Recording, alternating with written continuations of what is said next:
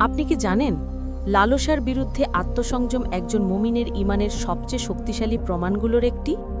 আল্লাহ কুরআনে বলেন, যে ব্যক্তি তার নফসকে দমন করবে এবং প্রবৃত্তির পেছনে ছুটবে না, সেই সফল হবে। সূরা নাজিয়াত আয়াত 40-41। রাসূলুল্লাহ সাল্লাল্লাহু আলাইহি ওয়াসাল্লাম বলেছেন, দুনিয়াতে আমার উম্মতের জন্য সবচেয়ে ভয় পাই নারীর ফিতনা থেকে। সহিহ বুখারী।